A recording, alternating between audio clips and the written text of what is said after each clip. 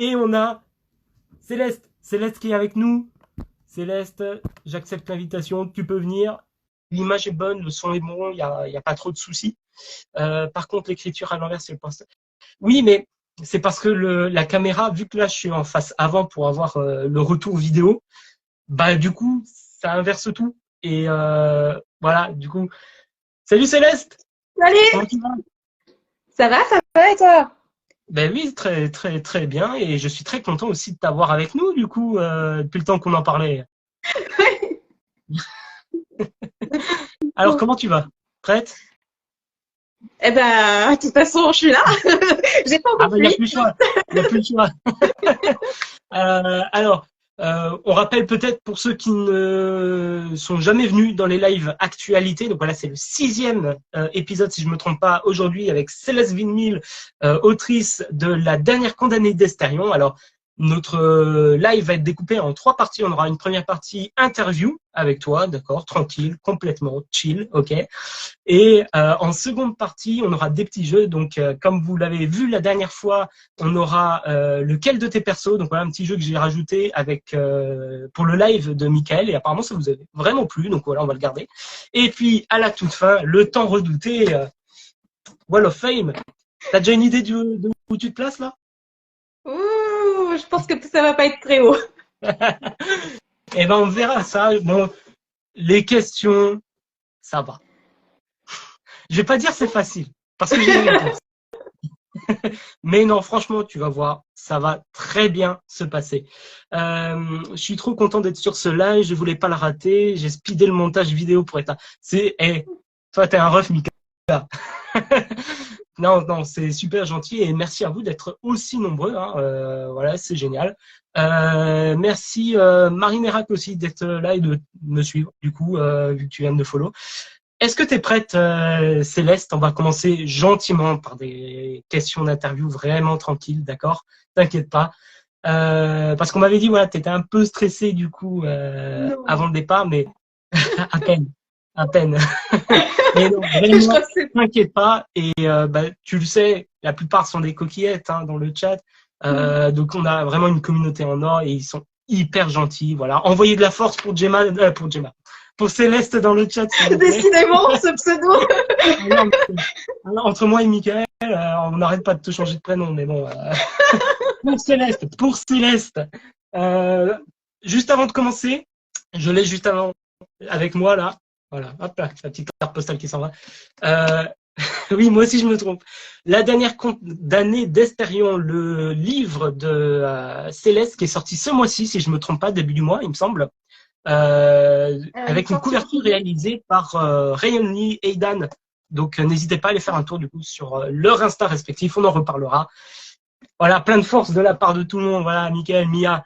Voilà, et t'as vu, ils t'encouragent, là, c'est bien. Non, mais Alors, ils sont adorables. ah oui, oui, ils sont vraiment géniaux. C'est quoi le truc avec le mélange? Je sais pas, on inverse les prénoms comme ça. Hier, c'était quoi? C'était Solveig qu'on t'avait appelé Oui, sur Solveig le et chat? Plume, hein, Solveig et j'ai le Plume, ok, droit. pas de souci. Et voilà, bon là, ta Gemma, voilà, t'auras tout fait. Bon alors, on commence par quelques petites questions, voilà, sur le background, sur qui tu es. Et justement, si tu devais te présenter en quelques mots, qu'est-ce que ça serait? Eh bien, ce serait autrice indépendante. Voilà, Eh, déjà, on va c'est commencer bon par départ. le C'est commencement. un bon départ. Autrice indépendante. Et puis, je suis à peu près tout ça. Et puis, j'ai commencé il y a quand même en 2021 ce livre-là. Mais j'ai déjà un parcours d'écriture quand même de 10 ans dans les pattes. D'accord? Mhm. Mhm. Voilà, une autrice indépendante, mais autrice qui a déjà fait quelques armes, mais dont le premier livre est publié, c'est La dernière condamnée d'Estérion, donc en juillet. Voilà. D'accord. Et justement, quand tu parlais que tu avais un peu travaillé ta plume, tu as déjà écrit avant, c'est quoi? C'est des romans que tu n'as jamais publiés du coup? Oui, c'est des romans que je n'ai jamais publiés. Alors pour l'instant, ils sont pas en état d'être publiés. Il faudrait vraiment faire beaucoup de travail, mais sinon ils sont terminés. C'est des premiers tomes souvent de sagas que j'ai commencé et que je n'ai pas achevé. Et il y en a un quand D'accord. même qui est passé en bêta lecture et qui avait été réécrit par la suite, etc. Donc qui est déjà bien avancé, mais les autres sont vraiment pas en état d'être publiés. Mais et vu le recul que j'ai maintenant avec un peu plus d'expérience, ces livres-là, ce roman-là, ils nécessiteraient vraiment un gros travail de réécriture pour pouvoir être publiables. D'accord. Mais c'est un projet de les publier.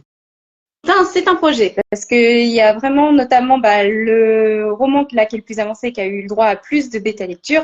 Franchement, c'est un roman qui me tient très à cœur parce que c'est le premier roman sur lequel je me suis remise à l'écriture. Et c'est celui qui m'a remis le pied à l'étrier alors que j'étais en troisième année de droit.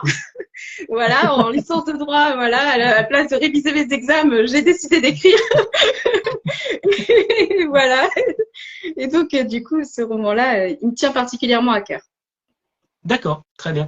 Alors justement, avant tout ça, donc tu nous as dit, ça fait 10 ans que tu écris, mais qu'est-ce qui t'a amené à l'écriture? Alors, je pense que c'est parce que je suis depuis toute petite, j'adore inventer mes histoires. Mhm. Quand je lisais un livre, je m'inventais un personnage qui venait résoudre un peu les problèmes des autres personnages parce que je trouvais que ça allait pas assez vite. Du coup, Ouais. j'inventais des personnages. Et du coup, je me suis dit au bout d'un moment, pourquoi pas écrire ma propre histoire. Donc voilà, je suis une grande lectrice. Il y a mes livres derrière moi. Il y avait encore, tu vois, que quelques Une belle étagères. collection. Et donc, je suis une grande lectrice depuis toute petite. Et donc, voilà, c'est ça qui m'a D'accord, très bien. décidée. D'accord. Donc c'est ça qui t'a lancé. Alors justement, tu nous parlais de ta bibliothèque derrière toi. Un auteur favori peut-être? Alors, Raymond Fest, Raymond E. Fest, Ok. c'est lui qui m'a vraiment donné envie d'écrire parce qu'il a donc écrit une saga, donc les Chroniques de Crondor. Mhm. Et avant, il a écrit donc la guerre de la faille. Et j'ai lu cette guerre de la faille, cette trilogie. Et l'histoire m'a tellement emportée que j'ai voulu écrire un roman. Alors ce premier roman-là, c'est un roman, je l'avais écrit, j'étais en quatrième. C'était le tout premier. Il faisait 100 pages, voilà. Il faisait 100 pages et c'était du copier-coller quasiment de l'intrigue justement de la guerre de la faille. Parce que j'ai tellement adoré l'histoire que j'ai voulu réécrire cette histoire un peu à ma sauce. Et bon, c'était un Ah, échec c'est parti presque total. Mais d'une fanfic en fait. quoi? C'est parti presque d'une fanfic en fait. Alors, c'est pas tout à fait une fanfic puisque c'était un univers totalement différent. D'accord. Mais l'intrigue était la même. C'était la même D'accord, vous intrigue, avez repris les mêmes mais bases. c'était un univers totalement différent, des créatures totalement différentes. Et j'avais déjà commencé à inventer des personnages qui quand même étaient différents, même si ça ressemblait un peu. Il y avait deux frères, l'un blond, l'un brun. Voilà. Il y avait le fils adoptif qui s'était retransformé en fille adoptive. Voilà. C'était un peu, c'était un peu ça. D'accord, génial. D'ailleurs, j'en profite juste, petite pause. Hein, déjà, bonsoir à tous ceux qui nous ont rejoints entre-temps. J'ai vu la plume d'Émilie, voilà, il y a du monde qui sont arrivés. Mais n'hésitez pas à poser des questions hein, si vous voulez dans le chat. Je pense que Céleste sera très heureuse d'y répondre. En attendant, pareil, une question que je pose à tous nos invités parce qu'elle nous permettent vraiment de comprendre un peu tout le mécanisme d'arriver dans le monde de la littérature. Si tu devais retenir vraiment un livre ou plus généralement une œuvre artistique qui t'a marqué, notamment durant l'enfance. Compliqué. Il y a eu beaucoup d'œuvres, mais Mhm. celle que je dirais, c'est vraiment, comme j'en parlais tout à l'heure, La guerre de la faille de Raymond Efest, ce qui m'a plus que marqué puisque j'ai voulu le réécrire. D'accord. Et voilà. Donc, je dirais le premier tome, c'est Pug, l'apprenti magicien, une vraie pépite. D'accord, donc c'est vraiment, t'es parti depuis ça. C'est la rencontre un peu avec ce livre qui t'a amené dans le milieu à la fin. Alors, dans le milieu de l'écriture, oui. Dans le milieu de la littérature, j'en ai eu plein depuis toute petite. Quand j'avais 3 ans, j'essayais d'apprendre à lire avec Homère. Hein, c'est pas bon, c'était un échec. Bizarrement, je ne comprenais rien, mais je la baladais partout comme un doudou. Voilà. Ah, il fallait bien commencer quelque part, hein. Voilà, je l'avais piqué dans la bibliothèque de mes parents, la couverture était jolie, et puis voilà, je l'emballais partout comme un doudou. Pourquoi pas, pourquoi pas. Maintenant, donc voilà, on a vu un petit peu ton background. Du coup, on va passer à le sujet presque de ton arrivée ici dans le monde de la littérature, ce petit bijou. Alors, déjà, alors attends, non, parce que je me suis perdu dans mes notes, tu m'excuseras. Donc oui, la dernière condamnée d'Estérion sortie en août, je n'ai plus la date précise, peut-être que tu pourras nous le rappeler. Alors, il est sorti le 10 juillet. C'est le 10 juillet, d'accord. Oui, donc c'était, oui, non, je me suis inversé. C'est vrai que c'était dans le live actualité d'avant, mais oui, en effet, c'était en juillet. Mais du coup, quand est-ce que tu te lances dans l'aventure de l'écriture de ce livre-là? Alors, je me suis lancée dans l'écriture de ce livre-là un peu sur un coup de tête en octobre 2021. Le jour où j'ai fait ma première publication Insta aussi, puisque en fait, j'ai décidé de me lancer dans l'écriture de ce livre pour le NaNoWriMo du 2021. Et je me suis dit, bah, pourquoi pas lancer un compte Insta où je raconterais mon aventure du NaNoWriMo. Et puis, bah, c'était un peu un coup de tête. Un soir, je suis rentrée du laboratoire parce que je fais une thèse à côté, donc je vais au laboratoire. Et je me suis dit, bon, bah tiens, allez hop, c'est parti. D'accord, très bien. Donc voilà, donc c'est vieux de 2 ans à peu près. C'est ça, c'est 2 ans. Alors, 1 an sur l'écriture pure. Alors, 3 mois pour écrire le premier jet. Ensuite, il y a tout ce qui est réécriture, bêta-lecture, correction, etc. Donc, 1 an d'écriture pure.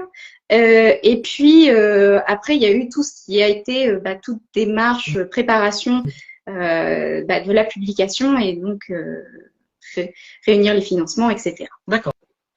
Très bien. Alors ça, on en reparlera justement après, hein, le fameux crowdfunding que tu avais fait pour financer ce livre-là. Mais du coup, pour le moment, pour l'écriture de ce livre-là, comment se passe un peu le début de ton projet et jusqu'où souhaites-tu l'emmener à ce moment-là? Alors, à ce moment-là, je ne savais pas du tout où est-ce que j'allais. J'ai commencé, j'avais l'idée en fait d'un procès parce que je venais de voir un reportage sur le procès de Marie-Antoinette. D'ailleurs, il y a beaucoup de similitudes, une reine, une rébellion, voilà. Je ne spoil pas, c'est le début, c'est marqué dans le résumé, hein. Il y a une rébellion qui fait tomber la reine et donc le sujet qui vient, c'est le procès.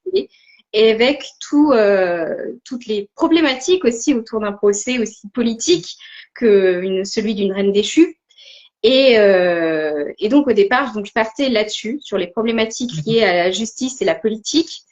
Et puis au fil de l'écriture, se sont rajoutés notamment des personnages, notamment la famille de l'avocate, qui a énormément influencé le reste de l'intrigue. Et j'ai fait évoluer aussi beaucoup d'autres personnages autour. Et ça s'est transformé avec, y a-t-il un complot sous la politique derrière qui vient justement influencer ce procès déjà assez lourd via la politique et la justice, le lien entre la politique et la justice. Mais du coup, il y a un complot qui s'est formé et qui vient justement éviter que ce soit juste une réécriture du procès de Marie-Antoinette. Ouais, mais ça partait de là, c'était ton inspiration originale. C'est ça. D'accord, très bien. Alors justement, donc tu nous as parlé un petit peu, voilà, de l'inspiration de ton livre, mais est-ce que tu peux peut-être nous en dire un peu plus sur l'intrigue, le script un peu de ton livre justement? Alors c'est vraiment, sans spoiler, hein, c'est l'histoire vraiment du procès de la reine d'Estérion, Célia, qui a été déchue par une révolution. Et donc, on suit les aventures de Célia, sous le point de vue de Célia, en fait, son emprisonnement et comment ça va se passer derrière, donc le procès. Et ensuite, on suit aussi d'autres points de vue, celui de son avocate, qui n'était pas censée être là à la base, hein, mais qui s'est greffé dessus. Donc celui de son avocate et celui de la procureure Imadrel, qui, elle, a une conception de la justice très particulière et qui fait partie aussi des leaders révolutionnaires qui ont déchu la reine Célia.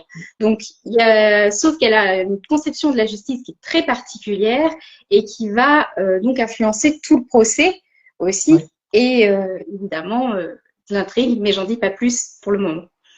C'est plutôt une intrigue qui va prendre place dans un monde médiéval ou plutôt Renaissance contemporain? Alors, c'est un peu médiéval, Mhm. mais il y a aussi beaucoup d'éléments, notamment à un moment, je fais mention du café, du chocolat, etc. Donc, D'accord.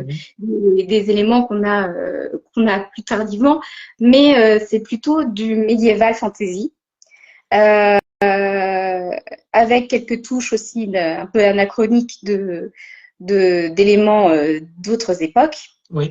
Notamment, c'est un univers où il y a des bains publics, alors que sous l'époque médiévale, il n'y avait pas forcément, c'était pas forcément démocratisé. Alors que là, c'est quelque chose qui est dans les mœurs. On va au bain public quand on n'a pas de baignoire chez soi, tout D'accord. simplement.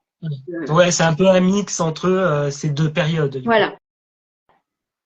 D'accord, très bien. Alors justement, on a parlé tout à l'heure le crowdfunding. Donc voilà, c'est l'alternative que tu as trouvée pour faire ton auto-édition, pour être autrice indépendante. Comment t'es venue un peu cette idée? Est-ce que ça a bien marché? Alors la preuve, spoiler, oui, mais voilà, comment ça s'est passé un peu ce crowdfunding?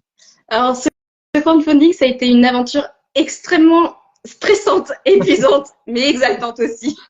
Je me suis lancée dans le crowdfunding tout simplement parce que je me suis posé la question de comment je finance l'impression de mon livre. Comment, voilà, j'ai mon livre là en papier sous les mains, sachant que je voulais avoir des exemplaires en stock pour pouvoir faire des salons derrière. Alors, du coup, je me suis posé la question de comment je réunis un financement. Et là, j'avais déjà entendu parler du crowdfunding parce que je suis un peu les aventures d'autres auteurs sur Ulule, notamment Ponce d'Or. Et donc, j'étais déjà assez familière de cette plateforme. Donc, je me suis préparée, je suis énormément préparée, une préparation de 3 mois, hein, c'est pas. Et quand je dis 3 mois, c'est pas 3 mois où je faisais que quelques heures de Ulule. J'étais presque à temps plein sur le Ulule parce qu'il fallait il faut calculer, c'est monstrueux. Il faut calculer le budget, il faut prévoir les contreparties, calculer pour ne pas être déficitaire en ayant acheté toutes les contreparties, puis finalement il ne te reste plus rien pour l'impression. Trouver les arguments de vente. Il fallait que le livre soit prêt aussi pour pouvoir être sûr de livrer la contrepartie du livre en temps et en heure. Fallait trouver le graphisme, etc. Comment mettre en page. Enfin bref, toute une organisation à faire. Et ça m'a pris 3 mois, tout ça, avant de me lancer. Donc, avant d'annoncer aussi, après, donc la communication, c'est aussi très long derrière. Ça a pris 1 mois de communication avant de lancer le Ulule. Donc là, on est déjà à 4 mois. Ensuite, j'ai lancé le Ulule en mai. Et là, ça a fonctionné. Alors que j'étais un peu partie sur, peut-être atteindre les 100%, mais ça va être difficile. Mais je pense que c'est beaucoup d'auteurs qui ressentent ça. C'est qui je suis pour pouvoir réunir du monde qui vont soutenir mon projet. Mon livre est même pas encore sorti. Voilà, c'est vraiment parce que Ulule, c'est vraiment on soutient un projet. Le projet n'est pas terminé. Et donc il y a ce côté-là qui m'a un petit peu hantée, mais j'ai vu que ça avait super bien fonctionné. Enfin, on a atteint les 100% en 15 jours, et puis après, on a dépassé jusqu'à 173% à la fin du Ulule, donc sur une durée d'1 mois. Donc, voilà. Et puis après, il y a la gestion après des contreparties à envoyer, mais ça, c'est autre chose. Ça m'a pris 2-3 semaines. Et du coup, pourquoi est-ce que tu as plutôt choisi le fait de faire un crowdfunding et d'imprimer auprès d'un imprimeur directement ton livre pour gérer après toi-même la distribution, au lieu de passer par des plateformes comme KDP, BOD, etc. Alors, tout simplement parce que je tiens à ma liberté, énormément à ma liberté.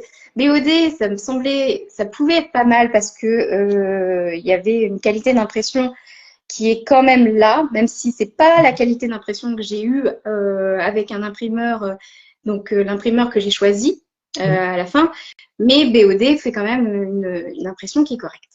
J'ai essayé KDP, Mhm. j'ai essayé au niveau des épreuves, mais il y avait aussi le côté où je voulais être sûre de contrôler mon stock D'accord. avec KDP. Et le problème avec KDP, c'est qu'on ne peut pas contrôler tout à fait son stock par rapport à notamment si les gens commandent directement sur KDP et reçoivent le livre. Et il y a eu beaucoup d'erreurs aussi avec KDP, hein, on a entendu parler de pas mal des couvertures à l'envers, des petites choses comme ça. Ouais, ouais, Et moi, je tiens à forcément. ce que mon lecteur ait un livre qui soit vraiment correct à la fin et qui n'ait pas une couverture à l'envers. Donc, je tiens à contrôler mon stock, à contrôler ce que j'envoie. Et parce que KDP, lui, par contre, il n'a pas le problème de BOD qui est l'exclusivité Oui. d'impression. Et, euh, et il reste quand même assez libre. Hein. C'est pas KDP, ça reste quand même quelque chose d'assez libre, mais il y avait ce problème de contrôle des stocks, en fait, de D'accord. que de pouvoir vraiment envoyer un objet qualitatif et pas que le lecteur se sente déçu et donc du coup fasse un commentaire aussi négatif parce que la plateforme l'a déçu en fait. Ouais, oui. Bon, après, c'est pas la faute de l'auteur en soi, donc on espère. Bon, tu me diras qu'il y en aura toujours un pour aller, mais bon, on C'est espère ça. qu'il y a un peu de compréhension à ce sujet, hein, forcément. Voilà, bon. Donc du coup, alors justement pour finir à propos du crowdfunding, ça représentait une somme à peu près de combien qui était nécessaire pour lancer le projet? Alors au départ, j'avais fixé pour le crowdfunding un palier de 1400 Mhm. et on a fini à 2116. Ah, Donc quand même. génial. Euh, c'était génial. Plus la commission du LUL, qui est de 8% hein, sur la somme totale. Mais moi, j'ai touché donc 2116 pour pouvoir lancer vraiment l'impression. Alors dit comme ça, c'est une belle somme, Oui. hein. C'est pas anodin, mais en fait après les envois après l'impression, puis après l'achat des goodies et les envois, il reste plus grand chose. Tu m'étonnes, ouais, oui. Et du coup, rien que l'impression des livres, ça a coûté combien à peu près? Pour un stock de 200 exemplaires, j'ai eu pour à peu près environ 900 €. D'accord. D'accord, très bien, très bien. Alors, on va repartir un peu sur ton écriture, du coup. Qu'est-ce qui te plaît vraiment dans l'écriture des livres dans ce registre-là, dans le registre de la dernière condamnée d'Estérion? Hmm, compliqué. Beaucoup de choses me plaisent. Beaucoup de choses me plaisent. Il y a le côté de pouvoir inventer un univers de toutes pièces. C'est pour ça que Mhm, je privilégie la fantasy. Bon, ça, c'est aussi bien dans mes lectures que dans mon écriture. mhm.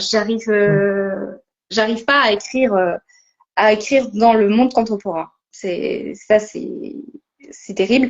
J'arrive pas du tout. Ça part toujours dans tous les sens. J'ai essayé, mais ça ne marche pas.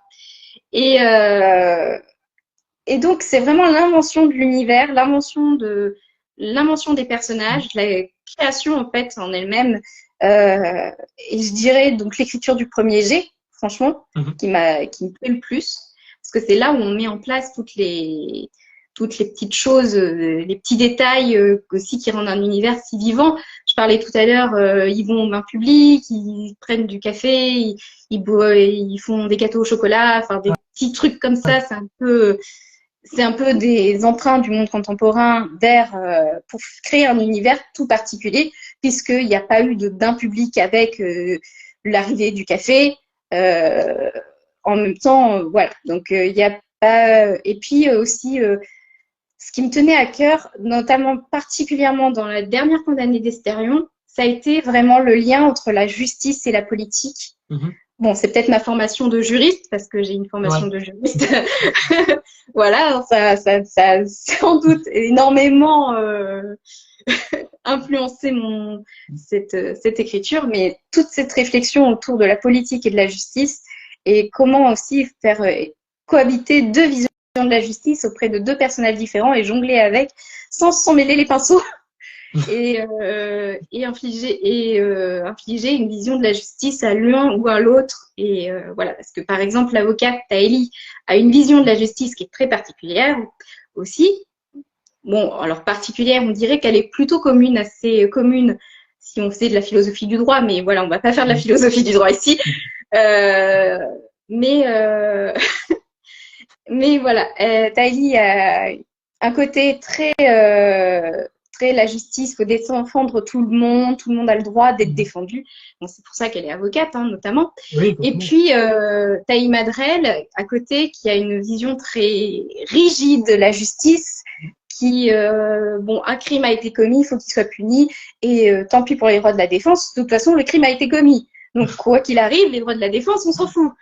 Et il faut faire cohabiter ces deux visions de la justice, parce qu'on a ces deux personnages qui ont des relations entre elles. Donc, je ne vous dis pas exactement quels sont le type de relations qu'elles ont, mais elles sont confrontées, elles se rencontrent, et voilà. Donc, D'accord. Ah, du coup, tu dirais un peu, est-ce que c'est un peu un bilan de tes études en droit, ce livre au final, mais mis sous forme de fantaisie, etc. Mais ce que tu as appris en droit, ça a apporté une touche de réalisme plus que nécessaire à ce livre, du coup. alors, de réalisme, je sais pas, mais en tout cas, ça a ajouté de la réflexion, de la possibilité aussi d'écrire des petits détails, notamment procéduraux. Alors, je fais pas un cours de procédure dans ce livre, ça c'est sûr et certain, c'était pas ce que je voulais. Déjà, je m'ennuyais à mourir dans mes cours de procédure, alors je ne veux pas infliger ça à mes lecteurs. Donc, mais il y a des petits éléments, notamment plutôt de philosophie du droit, plus qu'au niveau de la procédure. Là, en plus, la procédure, comme c'est le procès politique d'une reine déchue, sans spoil, sans surprise, il y a des éléments de procédure qui sont pas tout à fait respectés, quoi, parce que c'est un procès qui est très particulier et qui surtout vient d'un droit totalement nouveau qui est le droit de l'après-révolution. Donc voilà. Très bien. Alors, on va, je me permets, hein, tes trois principaux personnages, si je me souviens bien, du coup, c'est Célia, Imadrel et, je regarde mes notes, c'est Taïli, c'est ça? Ok. Qu'est-ce que ces trois personnages représentent pour toi? Alors, ils représentaient... Alors, Imadrel, surtout, représente quelque chose pour moi. C'est le symbole un peu de la justice qui est un peu brute de décoffrage. Mais surtout, elle a une personnalité derrière qui est particulière. Elle a été leader révolutionnaire alors qu'elle était amie avec le roi. Ouais. Du coup, il y a tout un truc psychologique aussi qui, derrière, est très particulier. Donc, je pense que que Imadrel symbolise un peu cette fragilité psychologique vis-à-vis de l'application du droit. D'accord. Et Taïli, pour moi, elle représente un peu parce que c'est une mère de famille, elle représente un peu la jeune femme dynamique, avocate, que j'aurais pu éventuellement devenir. Spoiler, je ne suis pas devenue avocate. J'ai préféré la voie de l'écriture. Mais du coup, ça aurait pu être quelqu'un que j'aurais pu devenir. Et Célia, c'est un personnage avec lequel j'ai eu beaucoup, beaucoup de mal parce que pendant longtemps, j'ai cru qu'elle ne représentait rien pour moi à part un personnage. Être un personnage. Du coup, elle a... Et au final, finalement, elle est... Finalement, bien sûr, elle est quelqu'un qui a une psychologie qui est très particulière, qui est confrontée à des horreurs durant tout le bouquin, voilà, elle voit son monde s'effondrer, et puis elle-même, elle a sa vie qui est en jeu, etc. Ouais. Et elle a symbolisé un peu une personne assez résiliente quand même, qui fait face à beaucoup de tourments.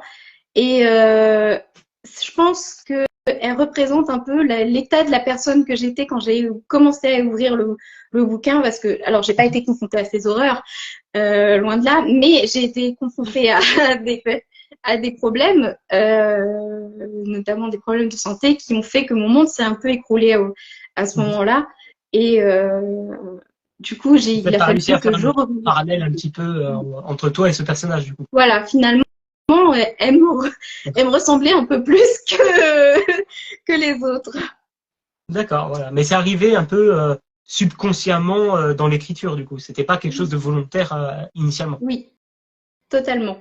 D'accord, très bien. C'était totalement inconscient. D'accord. Alors on va continuer un peu d'avancer, voilà, pour parler un peu de ton futur et du parcours autour de ton livre. Alors tout d'abord, la question, que prévois-tu pour la suite? Alors, pour la suite, on va parler d'abord de promotion de ce livre. On va prendre un peu ce livre-là. Pour la suite, bah, déjà, je prévois de démarcher des librairies. D'accord. Et puis, surtout, j'ai quelques salons enfin, surtout un salon pour l'instant qui m'attend parce que j'ai été confirmée sur ce salon-là. Ah, félicitations. Merci. Et puis, du coup, enfin, tu vas découvrir le plaisir du salon toi aussi, hein, Ah bah bientôt. oui, Hein. on n'en parle pas. Et donc, les 9 et 10 septembre à Laval, donc c'est un salon un peu particulier parce que c'est pas un salon littéraire en proprement parler, mais c'est un Mhm. c'est un geek life en fait. Donc, D'accord. c'est un salon qui va parler de l'imaginaire aussi. Donc, mon livre, je pensais avec la fantaisie, il trouvait toute sa place. Mhm. Donc, voilà, donc participer à des salons. Et puis, le... Et puis après, Ah, il y a pour Solveig qui là, demande c'est quel salon justement? c'est le Geek Life Festival à Laval. Donc, à Laval, donc en Mayenne, dans le département de la Mayenne. Et, D'accord. et effectivement, c'est un salon qui concerne surtout la pop culture, puisque bah, par définition, c'est plutôt même si c'est plutôt axé sur la culture geek, on y trouve quelques petites têtes d'affiche, voilà, des Marcus, voilà, euh, et je laisse découvrir pour ceux qui veulent. Très bien. Il commence à y avoir la liste des exposants sur leur site et compagnie. Donc, D'accord, très bien. Donc voilà, ça c'est sur quoi tu te concentres pour le moment, c'est la promotion de ton livre. Tu as d'autres projets en cours d'écriture ou tu es vraiment focus sur la dernière condamnée d'Astérion? alors non, j'ai d'autres projets en cours d'écriture. Parce que notamment, j'arrive pas à rester sur un seul projet, donc j'en ai 36 en parallèle. Euh, mais là, il y en a un qui m'a un petit peu happé, un peu comme Mhm. la dernière condamnée d'Estérion m'avait un peu happé. Et je vais en parler un peu plus dans les prochains mois.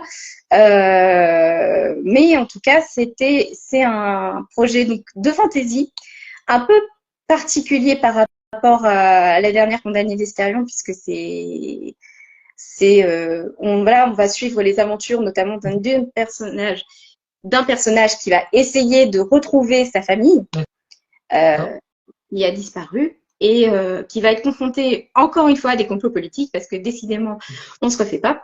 Euh, et puis il va se retrouver confronté à des complots politiques et puis il va devoir s'appuyer notamment sur une ancienne pirate qui évolue énormément parce qu'à la base c'était censé être une humaine, maintenant c'est une sirène. Euh, Mhm. donc il faut que je prenne en compte tout. Voilà, c'est génial ça.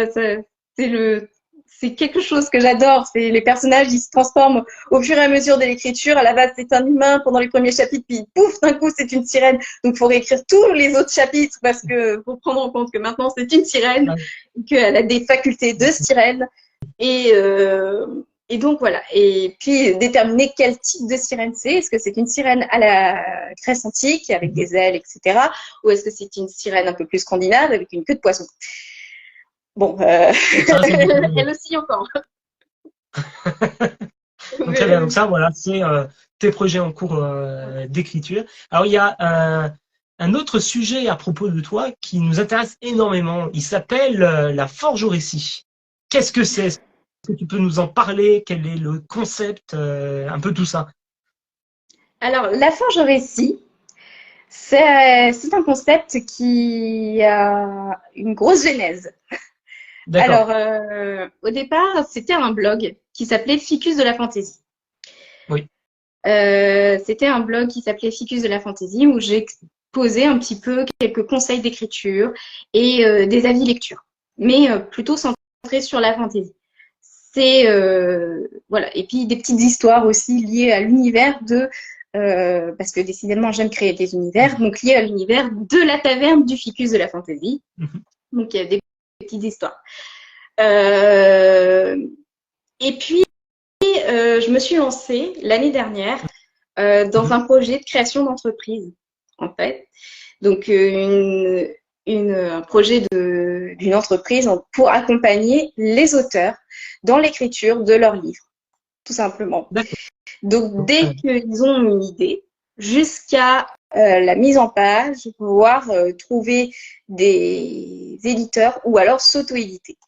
Parce que c'est vraiment une aventure qui est des fois un peu déconcertante, surtout quand on débute, on ne sait pas forcément. Et des fois, se faire accompagner, franchement, c'est un gain de temps, un gain d'énergie et c'est très précieux. Pour avoir été accompagnée pour la création de mon entreprise, alors pas du côté écriture, pour l'écriture, je me suis formée un peu toute seule, mais pour la création d'entreprise, pour avoir été accompagnée, je ressens tous les bienfaits de ce que c'est qu'un accompagnement. Oui.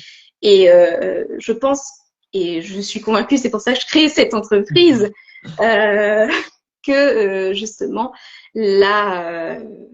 l'accompagnement, ça pourrait vraiment aider beaucoup d'auteurs à voir leur projet naître et voir leurs rêves naître aussi, surtout. Bah, c'est clair. Et puis, le nombre de fois où j'ai déjà vanté ça un peu sur Instagram, c'est vrai qu'on a une communauté, bon, au sens plus large, hein, vraiment sur l'ensemble de la communauté française des auteurs indépendants. On a vraiment une atmosphère d'entraide, de soutien et de conseil qui vraiment nous permet d'arriver au bout de nos projets. Et c'est vraiment au premier degré. Même mon projet, sans tous ces soutiens, tous ces conseils, on ne serait pas allé bien loin. Alors c'est pour ça que sûrement au nom de toutes les personnes que tu as aidées et tu vas aider grâce à ce projet-là, on te remercie vraiment sincèrement de faire partie de cette aventure en soi. Merci. Et donc, pour en revenir à la Forge au Récit, c'est le nom que j'ai pris pour justement mon entreprise. Donc, Oui. voilà, c'est pour ça que j'ai changé le nom de Ficus de la Fantaisie en Forge au Récit. Parce que on forge vraiment des récits, on les construit, ces récits. Ça sort pas de nulle part. C'est pas inné, comme la plupart le croient. Ouais, très bien. Et dessus, tu fais aussi du coup des chroniques sur tes lectures. Donc voilà, je vous invite à aller faire un tour, taper sur internet la Forge au récit, vous trouvez très vite, normalement c'est le premier résultat. Et voilà, tu fais du coup des retours d'avis sur tes lectures. Tu en as combien pour le moment sur ce site? Alors, je n'ai aucune idée. À un moment, j'essayais de publier alors, alterner conseils d'écriture et chroniques toutes les semaines. Et j'ai aucune idée de combien de chroniques j'ai exactement. Ouais. Sur mais je commence à en avoir quand même pas mal. Ouais, d'accord. Donc ça commence à marcher. Tu sais à peu près combien tu as de visites un peu sur ton blog? Alors, j'en ai à peu près, dans les jours creux, j'en ai 5 à peu près, mais 5 minimum par jour. Et après, ça peut aller à 40, voilà. D'accord, oui, ça marche dépend. bien quand même. Ça marche plutôt bien. Il y a pas mal de visites, il y a pas mal Alors, les gens laissent peu d'avis. Alors, je vous invite à laisser des avis si vous aimez une chronique. Hein, mais bon, ça c'est pareil pour les livres. Hein. Les gens Oui. lisent le livre, mais laissent très peu l'avis, même s'ils ont aimé le livre. Et d'ailleurs, je le vois un peu puisque je commence à avoir mes premiers retours sur mon livre. D'accord. Ils sont positifs, mais les gens sont timides, veulent pas rédiger un avis, etc., etc. Et voilà, bon. Bah, encore une fois, je le dis, hein, n'hésitez pas à mettre des avis. Pour nous, en tant qu'auteurs, c'est précieux parce que ça nous fait un peu une forme de référencement. Ça met en avant notre projet. Ça nous permet de savoir les forces et les faiblesses de celui-ci. Et puis, ça joue aussi sur la crédibilité de notre ouvrage. Hein. Forcément, plus on aura d'avis, plus l'ouvrage sera crédible aux yeux d'un nouveau lecteur. Donc voilà, vraiment, si vous avez lu un livre, que vous l'aviez apprécié ou non même, n'hésitez pas à mettre une critique tant qu'elle est objective et constructive. Les auteurs vraiment vous remercieront 1000 fois pour ça. Oui, tout à fait. Hein. Même si elle est négative, la critique, du moment qu'elle est constructive, est toujours bienvenue parce que ça nous permet en tant qu'auteur de s'améliorer.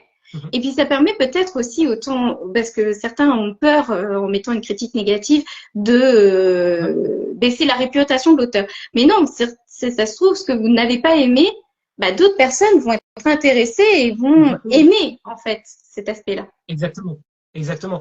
Et bon, après, oui, comme le disait Émilie, ils vont avoir plus de facilité à mettre un commentaire négatif qu'un commentaire positif. Mais bon, je pars du principe, voilà, tant que c'est pas un commentaire qui est fait par méchanceté, mais par voilà pure objectivité, il y a vraiment pas de mal à ça. Mais voilà, il faut pas que ça tombe dans la méchanceté, voire après, au-delà de ça, du harcèlement. Tout à fait. Alors, Zach, qu'est-ce qu'il nous dit? Je préfère mettre un commentaire que lorsque j'ai lu ou commencé à lire un livre. Oui, bah oui. Ça se comprend. Ça se comprend. Alors Céleste, j'arrive à ma dernière question de cette interview. Alors voilà, juste avant d'y aller, comment ça s'est passé pour le moment? Voilà, comment tu te sens? Ça a été moins stressé qu'au départ? Beaucoup moins stressé qu'au départ. Bah, je te l'avais dit, ils sont adorables dans le chat. Donc, oui. Marie qui te dit: j'ai beaucoup aimé ton roman que tu m'as envoyé suite à mon soutien à la campagne Ulule. Du coup, où puis-je laisser un commentaire? Alors, sur mon site La Forge au Récit, alors je précise .com, pas le .fr, parce que j'ai eu un problème en fait avec le .fr qui, au départ, c'était celui que j'utilisais, mais je l'utilisais sur un hébergeur. Enfin, je ne vais pas rentrer dans les détails, mais sur un hébergeur qui ne me convenait pas. Et donc, quand j'ai voulu changer d'hébergeur, on m'a embêté avec le nom de domaine. Donc, le .fr est un peu bloqué. Donc, c'est laforgeaurécit.com. Et donc, on peut laisser son avis sur la page en fait du livre. Il y a soit l'e-book, soit le brochet. Donc, on choisit est-ce que c'est plutôt l'avis brochet ou l'avis e-book. Et voilà, on peut mettre son avis. Tu as peut-être aussi sur des plateformes comme Babelio, Booknode, des possibilités de mettre des avis dessus, ou il n'est pas référencé encore sur ces sites? Pour l'instant, il n'est pas encore référencé. Il faudrait que je m'en occupe. Mais j'espère bientôt. De toute façon, je l'annoncerai sur Instagram quand je référencerai tout ça. D'accord, très bien. Très bien. Alors, notre dernière question, Céleste. Quel serait ton plus grand rêve en tant qu'autrice? Ah, mon plus grand rêve. Ou du moins, l'un de tes rêves. Je dirais que comme tous les auteurs vivent de sa plume, ce serait génial. Voilà, on va. Et c'est quelque chose que tu penses réalisable? Enfin, c'est quelque chose où tu vas te donner les moyens de le réaliser? C'est quelque chose que je vais me donner les moyens de réaliser, même si je pense que l'accompagnement, alors l'activité d'accompagnement, je suis en train de la lancer. Pareil, j'annoncerai sur Instagram dès que les prestations seront ouvertes, ce qui ne devrait pas tarder. J'espère dans le courant des mois prochains. Et puis cet accompagnement, mine de rien, ça m'aide beaucoup d'un point de vue auteur, humain, et ça m'enrichit énormément. Donc je pense que je vivrai pas totalement de ma plume, mais que je continuerai à faire cet accompagnement et à vivre aussi un peu de cet accompagnement, euh, tout simplement parce que ça m'enrichit énormément. Et puis, j'apporte quelque chose aussi aux auteurs, et donc ça me fait, c'est vraiment génial, je trouve. de, Donc de voilà, pouvoir donc faire ça reste quand même une idée en tête pour l'avenir, en vivre. Oui, oui, oui. D'accord. Très bien, très bien. Bon alors, Émilie, tu as fait une formation pour l'accompagnement, elle te pose la question. Alors non, j'ai pas fait de formation parce que ça n'existe pas pour la formation à l'accompagnement à l'écriture. C'est Tout, ballot. voilà, il n'y a pas de formation exactement pour faire. Par contre, j'ai de l'expérience parce que j'ai commencé à faire de la bêta lecture en 2018. Donc de la bêta lecture bénévole. Ensuite, j'ai mon expérience dans la pédagogie parce que j'ai été enseignante. Donc tout ça, ça m'a permis d'avoir des compétences qui sont nécessaires pour l'accompagnement. J'ai aussi des compétences en tant que, parce que j'ai été doctorante pour recouper les informations, pour apporter une synthèse sur toutes les informations. Donc je fais les recherches un peu à la place de l'auteur, hein, sur tout ce qui est technique d'écriture. Donc, ça permet de pouvoir dire à l'auteur, par exemple, il y a telle technique qui existe, telle technique qui existe. Tiens, tu pourrais peut-être utiliser cette technique-là, peut-être qu'elle te convient. Et puis, si elle te convient pas, on trouvera une autre technique. Voilà. Et puis, donc, c'est vraiment beaucoup d'expérience. D'accord, très bien. Donc voilà, donc on a fini pour la partie interview, à moins que vous ayez quelques questions. Ah bah voilà, donc on a Aidan qui nous a rejoint dans le chat. Aidan, j'ai vanté les mérites de ta superbe illustration, hein, vraiment, c'est une qualité de dingue, donc encore félicitations. Et justement, il pose la question, est-ce que tu valides l'illustrateur? Alors, c'est un très grand oui, Aidan. Plus sérieusement, la dernière condamnée d'Estarion est née de quoi? Quelle idée, etc. Alors ça, justement, on en a parlé tout à l'heure, Aidan, avant que tu arrives du coup. Alors voilà, juste pour faire bref, avant qu'on passe à la suite, tu me diras si c'est bien ça, Céleste, mais ça vient un peu d'une inspiration au sujet de Marie-Antoinette, voilà, des intrigues de cour autour voilà, de la Révolution française, etc. C'est bien ça? Oui, et de la justice, et de la philosophie de la justice aussi. Et voilà, faut pas l'oublier, c'est important. C'est pas pour rien qu'il y a une balance sur la couverture et que j'ai embêté Ah, mon voilà. illustrateur avec cette balance. Non, mais t'excuses pas, Edan, hein. T'excuses pas, c'est nous, on fait des lives qui sont longs, c'est tout, hein. C'est notre faute. Ouais, sacré, Edan. Alors, vous l'aviez vu la semaine dernière, oui, c'était mardi dernier, en compagnie de Michael Bieli, je sais pas s'il est d'ailleurs là. Nous avons lancé un nouveau jeu, lequel de tes persos. Alors, je rappelle le principe, notamment pour ceux qui n'étaient pas là la semaine dernière. Je donne la phrase lequel de tes persos suivi d'une suite plus ou moins what the fuck. Et l'objectif est pour Céleste de nous dire quel personnage de son roman correspond le mieux à cette affirmation, et si c'est un peu ambigu, voilà, nous expliquer pourquoi. Voilà. Est-ce que tu es prête, Céleste? Ouvre le feu. C'est parti. Alors, lequel de tes persos est ton préféré à écrire? Imadrel. D'accord, directement. C'est Imadrel. C'est celle que j'ai eu le plus de plaisir à écrire. Déjà parce qu'elle n'est pas banale. Elle est très particulière. Et elle a une psychologie qui est vraiment assez originale. Et donc, franchement, c'est vraiment le personnage que j'ai préféré écrire parce qu'elle avait toute cette originalité et toute cette fragilité aussi psychologique aussi qui fait qu'elle est super intéressante à écrire. D'accord. Lequel de tes persos est le plus machiavélique? Machiavélique, eh ben, ça sera encore Imadrel. Lequel de tes persos te représente le mieux? Eh bien, du coup, c'est Célia. D'accord, ouais. À ma grande surprise, c'était Célia. Ouais. Lequel de tes persos est le plus érudit? Ah, compliqué. Parce qu'ils sont tous assez érudits. Ah, Saïli et Imadrel sont ex-aequo, là. D'accord, ouais, il y a une égalité alors. Oui. Lequel de tes persos, lesquels, au pluriel de tes persos, sont inspirés de vraies personnes? Alors, de vraies personnes, il y a Taeli, mais il y a aussi un personnage Mhm. dont je n'ai pas parlé, et c'est sa compagne qui est Ril, D'accord, qui est inspirée un peu d'une amie que j'ai rencontrée. d'accord, très bien. Donc, Euh, lequel de tes persos est ton souffre-douleur, ou du moins sur lequel de tes persos tu t'acharnes le plus? je m'acharne sur tous mes persos. Ils sont tous levés à la même enseigne. Ils m'enflent tous. D'accord, donc Mais nous avons avec nous une autrice sadique. Voilà, c'est dit. ah non, mais si vous vous attendez à ce que les personnages ne souffrent pas, non, c'est égalité pour tout le monde. D'accord. Tout le monde souffre. Tout le monde prend tarif. Il n'y a Voilà. pas de négociation. Parfait. Lequel, alors ça fait un peu de poids de mesure, mais bon, lequel de tes persos est le plus chanceux? Ah, le plus chanceux, je dirais, c'est un personnage dont je n'ai pas encore parlé, Mhm. mais c'est Lectoy, qui est le personnage qui est le leader de la révolution Mhm. et qui va prendre le tête du comité révolutionnaire par la suite. Et D'accord. donc lui par contre, lui, c'est le plus chanceux, je pense. D'accord.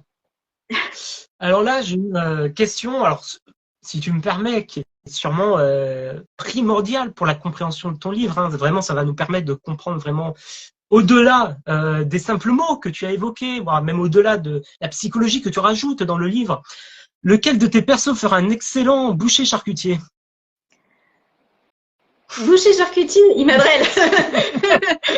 Il m'adrelle. Ça, c'est. D'accord, elle manie bien le couteau, on Ah va dire. bah, je te laisse découvrir, hein, Pas de mais dans souci, le livre, mais voilà. pas de souci. Lequel, et c'est notre dernière question justement, lequel de tes persos aurait fait un bon personnage dans Harry Potter? Dans Harry Potter, ah, je dirais Taeli. C'est un personnage qui correspondrait à l'univers d'Harry Potter. Parce D'accord. que, mais dans le camp des gentils, elle serait pas un mange-mort, hein. Euh, elle serait Plutôt plutôt dans quelle dans maison? l'ordre du Phénix. Elle serait plutôt dans quelle maison?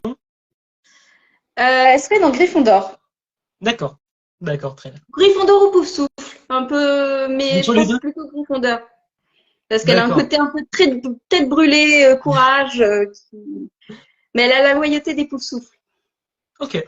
Très bien. Très bien. Alors voilà, on a fini pour notre lequel de tes persos. Alors j'espère que, encore une fois, ça vous a plu, hein, dans le chat, n'hésitez pas à me dire. Voilà, on teste un peu voilà, des nouveaux jeux, tout ça. Par contre, il y en a un jeu qui est là et toujours là depuis le début. Et tu sais ce que je veux dire? Il C'est est le moment juste ici. où je prends la fuite, non? Oui, voilà. Oui, justement. Tu peux cliquer sur la petite croix, c'est pour partir. C'est rapide. Est-ce que tu es prête? Je pense pas. De toute façon, j'ai le choix. Mickaël qui dit c'était génial, j'adore le concept. Nickel, Zach qui a beaucoup aimé, c'est cool comme quiz. Parfait. Bah écoutez, on va le garder, je pense, comme jeu pour la suite. Mais on va arriver au jeu que vous préférez. Et oui, c'est notre quiz du Wall of Fame. Euh, pour ceux qui ne connaissent pas, voilà, donc un quiz de 7 questions sur les dernières actualités que j'ai publiées, du coup, celles du mois de juillet, ainsi que diverses œuvres de fantasy ou du moins de notre entourage. Des questions dessus qui vont de 1 à 5 points. Le but étant d'avoir le plus de points et monter peut-être sur notre classement. Alors bon, c'est à l'envers pour vous, mais Laetitia, qui est dans le chat, qui était du moins, toujours en tête, elle tient notre couronne avec 26 points. Michael Bieli, qui avait fait un score, dirons-nous, inattendu la semaine dernière avec ses sublimes 21 points. Est-ce que Céleste va faire mieux, pire? Est-ce qu'elle va nous détrôner Laetitia? Est-ce qu'elle va nous prendre la place de Jack Book à la dernière place? Nous le saurons très vite. N'hésitez pas, voilà, faites vos prédictions dans le chat et encouragez Céleste parce qu'elle va avoir affronté à des questions périlleuses. Est-ce que tu es prête? Vas-y, allez. Inattendu, PTDR. Oui, bah voilà. C'est mes invités, j'ai les droits de les tacler. Voilà. Première question pour un point. Alors, j'ai oublié de préciser, c'est par ordre de difficulté. Voilà, c'est par point croissant, donc on commence sur un point. Nous avons reçu la semaine dernière notre très cher, d'ailleurs il vient de lâcher un message, Michael Berry, qui a fini justement son 3e tome, encore bravo à toi, de la saga Mardas. Mais quels sont, je veux les deux, titres complets de ces 2 premiers livres? Allez, c'est censé être la plus facile, allez. Ah, toi, tu veux te faire tacler en revenant dans les lives aussi, hein?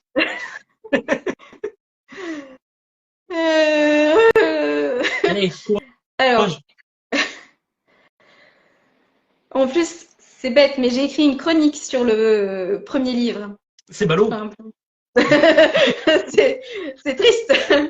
Ah, c'est triste que je me souvienne pas des sous-titres. Alors, je crois qu'il y a le culte des Immortis. Oui, oui, tout à fait. C'est le 2e tome, le culte des Immortis. Mais le tome 1? Et le tome 1, c'est pas le réveil des immortels? T'es pas loin. T'es pas loin. Il y a juste un mot qui change. Et encore, t'as les 2 premières lettres. Des Immortis alors? Je sais pas. Là, pour le coup. Non. Ah, tu es prêt que ça chauffe, nous dit Michael. Voilà. Eden qui vient de nous donner la réponse, c'est Greenwalk à la plage et en string. Merci, Eden. On le veut celui-là, on le veut. Alors, notre réponse, où est-ce que tu passes peut-être? En tout cas, tu as déjà un demi-point. Tu as un des 2 tomes. Oui, je passe parce que là, c'était le retour et non pas le réveil. Ah oui. C'était le retour des immortels. Eh ben, tu vois, je l'aurais pas eu. Ce que j'étais en train de me dire, c'est immortel que je me suis trompée et. Ouais, t'étais pas loin. Mardas fait du babysitting. Oui, tout à fait, mais ça, c'est la trame de tout le tome 1, en fait. Hein, c'est Mardas fait du babysitting. Alors, donc ça te fait un demi-point, Céleste. C'est toujours ça de prix, hein. Deuxième question, toujours pour un point. Précédemment, nous avons reçu aussi en live notre très cher... non, je vais pas dire son nom, en fait, c'est la question. L'autrice, j'étais à 2 doigts, hein. L'autrice de Meurtre en Charente. Mais qui est-elle? Laetitia Gilles. Et c'est bien joué. Et on lui passe le bonjour. Je sais pas si elle était là en début de live, mais je crois qu'elle n'est pas restée. Mais voilà, ça te fait un point. Et ouais, j'ai failli spoil, hein, mais c'est pas grave. Ouais, on va cacher ça. Ça sera pas dans le replay. On va le couper. 3e question, et là où on augmente d'un niveau, c'est pour 2 points. Dans notre dernier actualité, donc la revue qu'on sort tous les mois, d'ailleurs la revue d'août va pas tarder à sortir, nous avons annoncé la sortie de mon spin-off. Mais quel était son titre? Or et poison? Bravo, bien joué. Très bien joué. Non, mais je me permets en même temps de faire dans les questions, de faire ma promo. Hein, voilà. Hop, j'ai eu une raison. Voilà, il est juste ici, Or et Poison, disponible sur Amazon, voilà, qui est un petit spin-off dans l'univers d'Ardier. Pas besoin d'avoir lu le tome 1, hein, voilà, il peut se lire tranquillement à côté, qui mêle, comme son nom l'indique, de l'or et du poison, de la corruption et de l'assassinat. Tout pour passer une bonne journée. Génial, je le mets sur ma pile à lire tout de suite. Non, mais et vraiment, et en plus, je l'ai sorti en juillet, mais j'ai été con. Pourquoi sortir un livre comme ça pour les gens qui vont aller lire à la plage? Voilà. Ah bah, c'est exactement la même problématique que pour mon livre. Hein. Pourquoi sortir un procès avec des complots politiques, etc. pour la plage? Mais il y en a qui aiment bien se détendre avec un peu de sadisme. Pourquoi pas? Pourquoi pas, après tout, hein. Ça peut pas faire de mal. Heureusement que j'ai aucune news. Non mais t'inquiète pas, Aidan, de toute façon, et tu sais, tu le sais très bien, un jour tu seras là, juste à la place de Céleste, tu le sais. J'espère bien le voir. Je vous aurai un jour, je vous aurai dans le live. 4e question, on augmente d'un niveau, c'est pour 3 points. Dans le même actualité. On annonçait la sortie de Là où commencent les rêves. Mais qui est son autrice? Et là, on a augmenté d'un niveau là. Mm.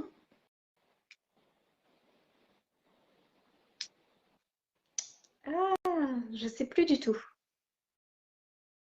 Et c'est Fiona Pourteau. Voilà, on lui passe le bonjour. Elle n'est pas venue dans le live, elle était dans le live la semaine dernière, mais voilà, donc qui a sorti un roman mêlant un peu fantasy et romance, donc Là où commencent les rêves. Je vais te tacler au prochain live de Charlie, ma belle. Voilà. T'as vu, tu t'en prends plein la gueule là maintenant. Céleste, cinquième question pour 5 points. C'est les niveaux maximum maintenant. Hein. Tu sais qu'ici, on est fan de fantasy. Mais serais-tu capable de donner les titres des 3 films des Seigneurs des Anneaux? Alors, les films, hein. Euh, La communauté de l'anneau, Le Oui, retour du roi, et oui. Il te manque le le deuxième. deuxième, c'est Les Deux Tours. Parfait, 5 points pour toi, félicitations. Ça va, je finis pas à zéro. Ah bah, Aiden qui abandonne sa carrière d'auteur pour devenir caissier, qui nous annonce, bah voilà, on te souhaite un bon avenir dans Non, ce non, non, métier. non, tu reviens chez les auteurs, Edan. De la suite, Et moi. sixième et avant-dernière question, Céleste, et tu es plutôt bien passé pour le moment. Toujours pour 5 points. Pour finir avec les actualités, on avait évoqué le livre de Barbara de Noël qui était là en tout début de live, Aetseria, mais dans quel genre s'inscrit cet ouvrage? C'est de la fantasy, du fantastique, de l'uchronie, du steampunk ou de l'historique? Mhm.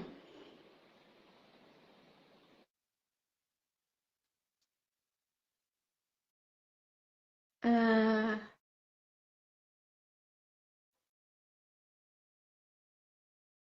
sérieux, je ne sais plus. Aïe, aïe, aïe. C'était du... Ah, donne-moi une réponse. Donne-moi une réponse sur les 5. T'as une chance sur 5. Je sais pas pourquoi, mais j'hésite entre Steampunk et Uchronie. Peut-être Uchronie? C'était steampunk. C'était Steampunk. Et mince. Ah, Et t'avais voilà. tellement dit ton nom. Ah, tu pouvais pas savoir. Tu pouvais pas savoir. On lui passe le bonjour d'ailleurs à Barbara de Noël. J'espère qu'elle passera elle aussi à notre hop là, j'ai fait tomber le silo, à notre table de torture là où tu te trouves actuellement. Voilà. Un de ces 4 pour nous parler de son livre.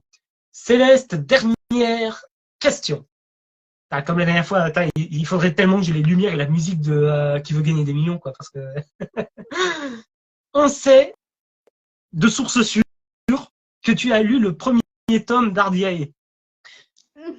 On sait aussi de sources sûres que tu as lu le premier tome de Mardas. Peux-tu me citer 5 royaumes d'Ardiae ou de Mardas? Les royaumes.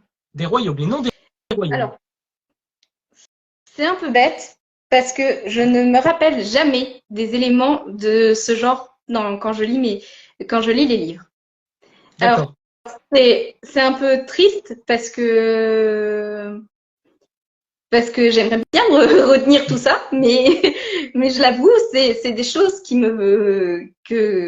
alors autant les personnages, quelques petits détails, ça peut aller, mais alors les noms de royaumes, la géographie, Ah ouais, mais c'est une alors ça, question à 5 points là. Hein. Faut la mériter. Hein. quoi. CV. Parfait. Bon bah tant pis. Voilà. Mais attends, j'ai la liste, je la sors. Tac. Alors de mon côté, dans les noms de royaumes, forcément. Rebonsoir peut-être. Bah du coup on va attendre que tout le monde revienne, mais bon, je suis sincèrement désolé, mais Instagram qui m'a dit comme quoi mon live ne respectait pas les conditions d'utilisation de la plateforme. je sais pas pourquoi. Voilà, dites-moi, Instagram, qu'est-ce qui vous a offensé dans mes propos? Je sais pas du tout. Euh, je comprends, je te réaccepte. C'est voilà Instagram qui m'a dit comme quoi ils avaient dû arrêter mon live parce que ça ne respectait pas les règles de la plateforme. Donc je ne comprends pas du tout. Voilà. Bon bah du coup, vu qu'on a sûrement Instagram qui est en train de regarder, je tiens à en profiter pour vous dire que je vous emmerde. Voilà.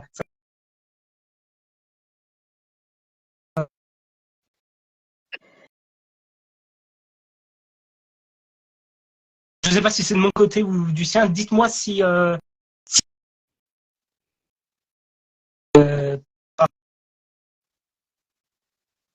voilà. Est-ce que tu m'entends? Alors, t'es tout haché, ça bug pas Ah, mal. ah, ça va peut-être s'améliorer.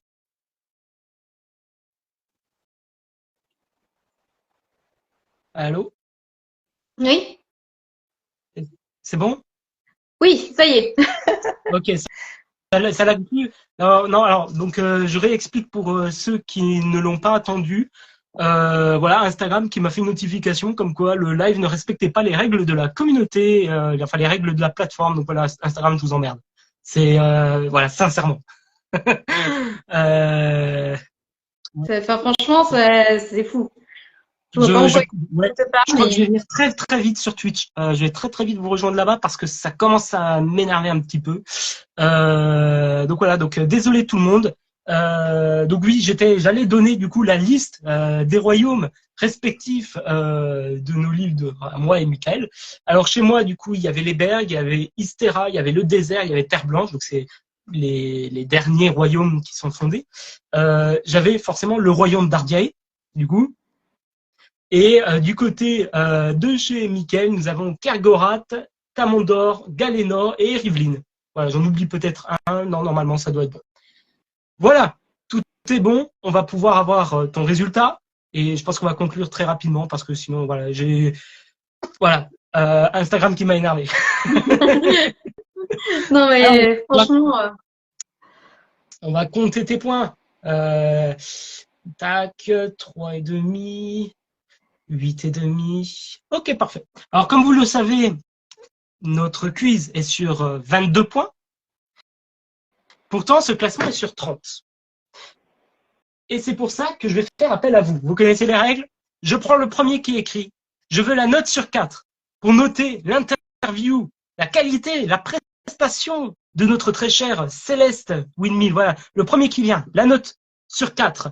Je vous écoute. Voilà, oui, c'est à vous, Émilie.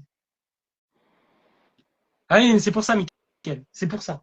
Alors par contre, du coup, moi j'ai paumé mon stylo dans l'histoire, c'est dingue cette histoire. Voilà, 4 points, tout le monde te met 4 points, c'est tout à fait normal. Voilà, félicitations, 4 points, ça te fait 12,5.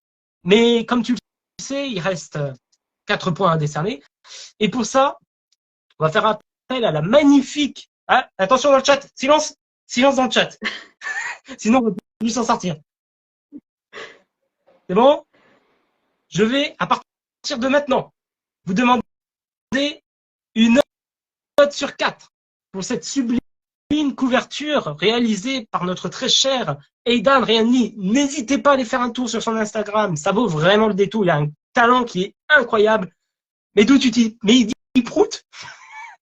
Il nous l'a. Attention, hein. Ouais, t'es d'ici dans. Ouais, ouais. Tu vas voir quand tu vas venir ici, toi. 4, évidemment, voilà l'oracle. 4, évidemment. Et ça te fait un total, Céleste, de 16,5. Ben oui. Ah, bah, j'ai retrouvé le stylo. Il est là. Alors, je vais noter ça. 16,5. Où est-ce que ça te place dans le classement? Eh ben, déjà. Ah bah merde, j'ai déchiré. Ah bah j'ai déchiré le papier. Y'a rien qui va. Ah, la famille. décidément. Bon, bah je te referai un petit papier, d'accord? Mais alors, comme tu peux le voir, bon, c'est à l'envers pour vous, quoi, mais bon. Tu viens te mettre, hop là, juste ici, en dessous de Michael, au-dessus de Romuald. Félicitations à toi, tu es troisième de notre classement. Wow. Voilà, je pense qu'on peut lui faire du bruit dans le chat. D'accord, elle le mérite, elle a fait une superbe interview, un super quiz, elle est 3e du Wall of Fame. Voilà, félicitations à toi. J'espère que tu as passé un bon moment, du coup, malgré la petite interruption à la fin, mais un bon moment avec nous, du coup, cet après-midi, ce soir.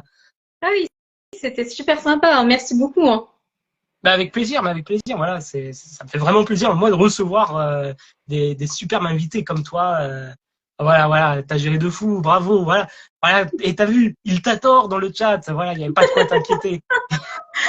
Merci tout le monde. Pareil, moi aussi, je vous remercie d'avoir été aussi nombreux et présents et actifs dans le chat. Aujourd'hui, ça me fait vraiment chaud au cœur de voir que ce projet prend vie, que ça vous plaise et que vous y investissez. Je vous rappelle que nous nous retrouverons jeudi prochain, si Instagram le veut bien, en compagnie de Thomas Grenmour, qui viendra nous parler de ses différents projets. J'en dis pas plus, on découvrira ça ensemble. Et je vous remercie vraiment d'avoir été là. Je remercie Céleste d'avoir été là. Alors, comme on fait d'habitude, tu peux rester, tu peux partir, fais comme chez toi. D'accord Ok, J'ai très parlé bien. un petit peu d'actualité, tout ça, en attendant, et puis de toute façon, on va vite conclure après. Donc voilà, en attendant, pour ceux qui ne le savent pas, mais je pense que vous le savez, de toute façon, Ardiae, le tome 1, comme on dit pour l'instant, hein, on a parlé au début du live, le tome 1 est disponible sur Amazon. N'hésitez pas à aller faire un tour. Je serai aussi au Festival FairX le 16 et 17 septembre à Rixheim, pour présenter ce livre en salon de dédicace et en convention. C'est une œuvre qui me tient vraiment à cœur. C'est un peu de la fantasy à la Game of Thrones, c'est de l'intrigue politique, des conflits, voilà. Oui, merci Émilie. Oui, il y a le concours Insta. J'ai fait un concours Insta pour gagner les livres. N'hésitez pas à aller faire un tour, c'est toujours possible. Le concours sera là jusqu'à samedi, je sais pas quand, mais samedi. Samedi, il y a les résultats. Voilà. Donc n'hésitez pas à aller faire un tour, c'est sur mon Insta. N'hésitez pas à participer. Voilà, ça coûte rien. Et puis le petit bébé qui est sorti cet été, Or et Poison, on en a parlé tout à l'heure, c'est le spin-off. Vous pouvez le lire très facilement sans avoir lu le premier tome. Il est beaucoup plus digeste, beaucoup plus court, hein. Il fait un petit 200 pages, tandis que le tome 1, lui, c'est au-delà de 500. Donc voilà, c'est la petite lecture de l'été si vous le souhaitez. En attendant, j'ai commencé l'écriture. Ça y est, le script est terminé. J'ai commencé l'écriture du tome 2 et je vous livre une petite actualité. Voilà, entre-temps, il s'intitulera Le règne du chaos. Il suivra 2 personnages en particulier. Je vous laisserai découvrir ça au fil de l'écriture. Je prévois plein de choses sur Instagram. Si Instagram est gentil, je prévois plein de choses sur Instagram tout le long de l'écriture. Mais on en reparlera aussi plein de fois. Voilà, n'hésitez pas, ne vous inquiétez pas. Voilà. Toujours pour finir, n'hésitez pas à acheter sur la Forge au Récit le sublime livre que je vous conseille juste ici, La dernière condamnée d'Estérion, de notre chère Céleste Winning ici présente. Et puis, reste à moi de vous souhaiter une bonne soirée, de vous remercier d'avoir été d'avoir été avec nous, avec moi. Sinon, YouTube ou Twitch, non, mais vraiment, c'est un projet. Je vais venir sur Twitch, ça c'est un fait, je sais pas quand. C'est sûr que vu comment ça se passe là, ça va se précipiter. Hein, voilà. Voilà, je vous remercie d'avoir été présent et je vais laisser Céleste nous donner le mot de la fin.